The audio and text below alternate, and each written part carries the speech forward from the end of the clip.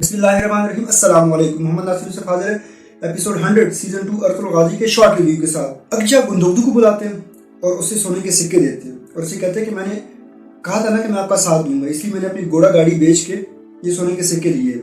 Gundogdu पहले इनकार करते हैं, फिर ले लेते हैं। उसके बाद गुंदोगदू जरगे के 2 अहम लोगों को बुलाते हैं, उनको सोना देते हैं और साथ में एक पोटी देते हैं कि ये आप सिपाहियों में तकसीम कर देना। इतने में वहाँ पे अर्तुल का एक सिपाही भी आता है, वो सोने के सिक्के देख लेता है और वहां से चला जाता है। जरगे के लोग सिपाहियों में सोना तकसीम करते हैं, वो खुश हो जाते हैं। अर्तुल ट्रेनिंग वाली जगह पे सिपाहियों से पुरजोश खिताब कर रहे होते हैं। इतने में वो सिपाही भी आ जाता है, उसको बताते हैं कि गुंदोगदू लोगों को खरीद रहे हैं और सोना उसमें तकसीम कर रहे हैं। अर्तुल ये सुनकर बड़े हैरान हो जाते हैं। तुर्गुत एक जगह पे पहुंचकर अपने घोड़े से उतर जाते हैं। अमीर सादत का लश्कर सामने से आ रहा होता है, वो चुप के अपनी तीर कमान निकालते हैं और अमीर सादत का निशाना लेते हैं और दिल ही दिल में कह रहे थे कि दमीर और आइगस, मैं आज आपका बदला लेने लगा।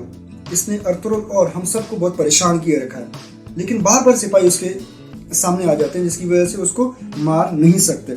जरगा स्टार्ट होता है जिसमें हायमा गुंदोगदू से कहते हैं कि आप कुछ कहना चाहें तो कहें। वो कहते हैं कि मैं यहाँ पे अमन लेके आऊंगा, क्योंकि हर रोज यहाँ पे कोई ना कोई मुसीबत आई होती है। फिर अर्तुल से पूछा जाता है, अर्तुल कहते हैं कि हम यहाँ पे अमन के लिए नहीं आए, बल्कि हम फतुहात के लिए आए और मजलूम लोगों के साथ देने के लिए आए। अगर हम अमन के लिए रहेंगे तो हम मजलूम लोगों का साथ कैसे देंगे, और अगर मैं सरदार बना तो मैं आपको ऐसी जगह पे लेके जाऊंगा जहाँ पे जिसका ख्वाब हमारे बाप दादा ने देखा था।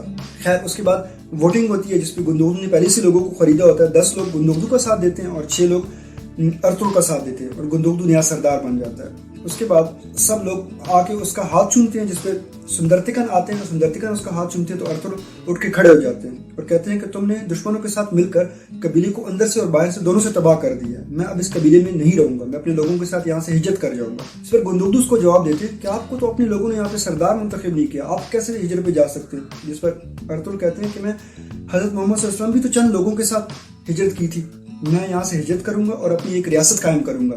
और वहां से निकल जाते हैं। खेमे से जैसी बाहर निकलते हैं, अर्तुल की मुलाकात इब्न अरबी से होती है। इब्न अरबी कहते हैं कि आपने परेशान नहीं होना, छोटी नाकामियां ही बड़ी कामयाबियां दिलाती हैं। जिस पर अर्तुल कहते हैं कि आपने हर मुश्किल वक्त में मेरा साथ दिया। इब्न अरबी कहते हैं कि आपकी हिजरत बहुत से लोगों की जान बचाएगी।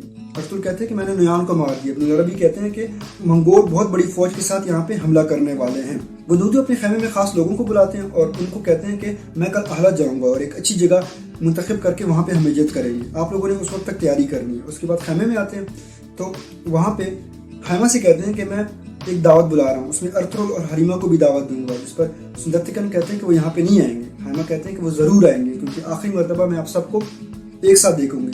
हलीमा और अर्तुल आपस में खेमे में होते हैं। अर्तुल उससे कहते हैं कि हम कल यहाँ से निकल जाएंगे। हलीमा कहती हैं कि गुंदोगदू भाई ने हमें दावत दी है। अर्तुल कहते हैं कि हम वहाँ पे नहीं जाएंगे क्योंकि वहाँ पे सुकून नहीं है। हलीमा उसको कहती है कि नहीं, आपको जाना होगा क्योंकि आपकी माँ आपका इंतजार करेगी और आखिरी टाइम वो अपने बच्चों को एक साथ देखेगी। और इसी पर किस्त का इख्तिताम हो जाता है। वस्सलाम।